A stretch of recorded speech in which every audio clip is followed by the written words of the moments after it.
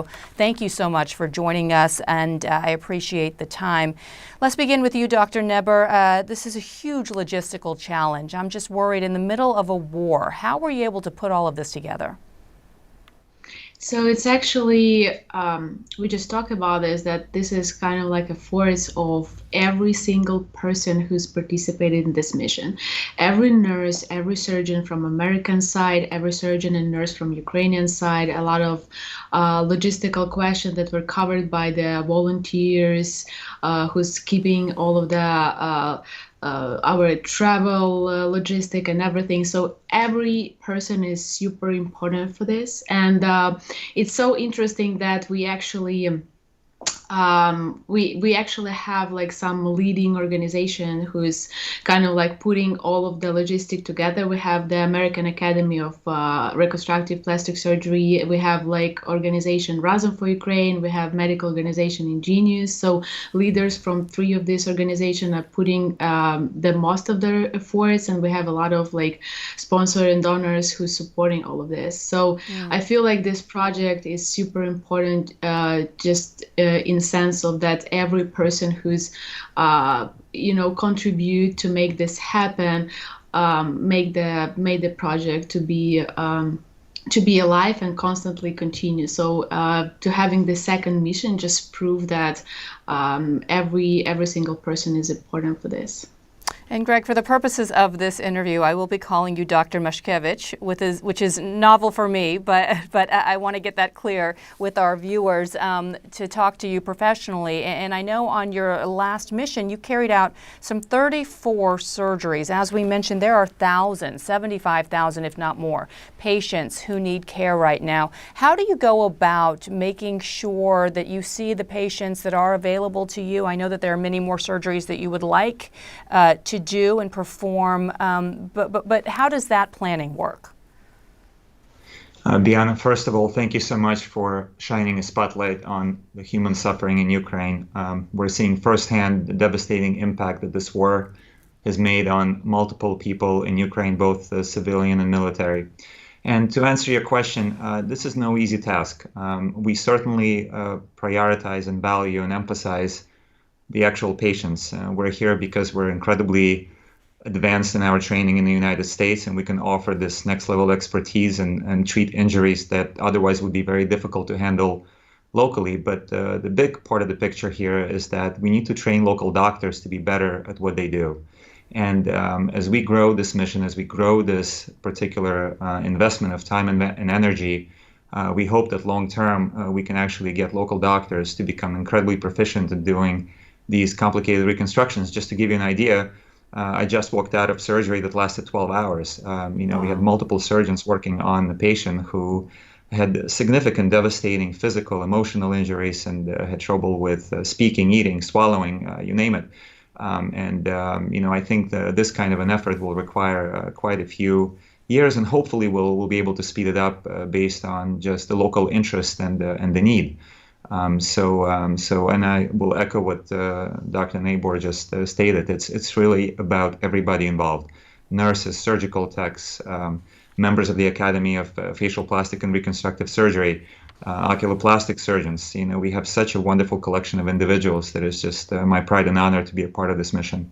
I'm so glad you mentioned the emotional wounds too, because the physical wounds you can fix. That's what you're trained to do. But so many of these people are going to be scarred for life with these emotional wounds. So whatever you are doing to help with them physically, I'm sure that's having a huge impact on them as they are trying to recover emotionally as well. Dr. Mashkevich, I want to play for you some sound from a report from our own David McKenzie, who met a man by the name of Roman Belinsky. He was a Ukrainian soldier. He was badly injured in the war. Here's part of his story. Early in the war, his mechanized infantry brigade faced the brunt of Russia's invasion and their oncoming tanks. Are you surprised that you survived? I do not understand how I survived, he says. I don't even understand how I got through the shelling because it was dark. My eye was hanging out. I was concussed. My whole face was covered in blood. Shrapnel went right through me. He says many in his brigade were lost. Мені повезло, но We were all like one family, he says. You know, somewhere you feel your guilt ми були всі як одна сім'я. that I didn't also die like they did. Dr. Mashkevich, I know you're familiar with Roman's treatment there and his story, and also you get the sense of the guilt that he feels, that he's sort of the lucky one. He survived, and many of his peers did not. Are those the types of injuries that you're seeing amongst these patients there? They are, and they're just very difficult to describe. We see young people, old people, from all walks of life, teachers, scientists, salespeople, small business owners. Everyone's been affected, and the emotional trauma is incredibly challenging. Just walking the streets of Lviv and looking at people who have just devastating physical trauma. That really does drive the message home. And Roman has had several surgeries. Last one in Ivano-Frankivsk, and he's just a shining example of what we can do for people like him, and hopefully we'll continue to do so.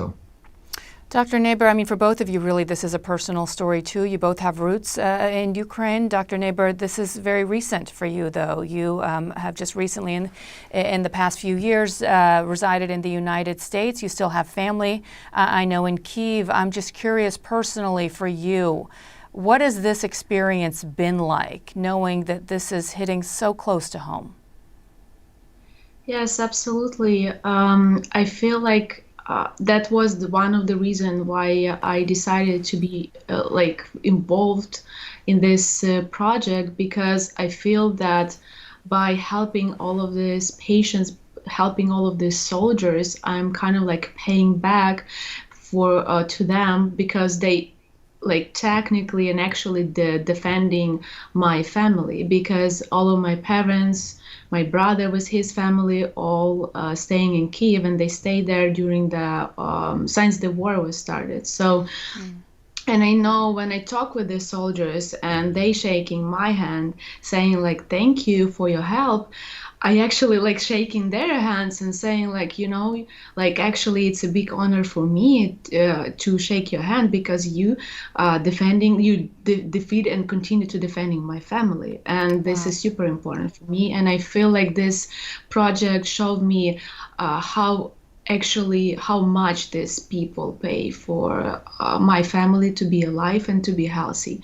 And we saw locally in the hospital, we saw not only our patients who had facial injury, we also all the time seeing patients who had a trauma of their body, who does young people who doesn't have their leg or hands. So it's everything that we're seeing today and all of this week. It's very, very sad.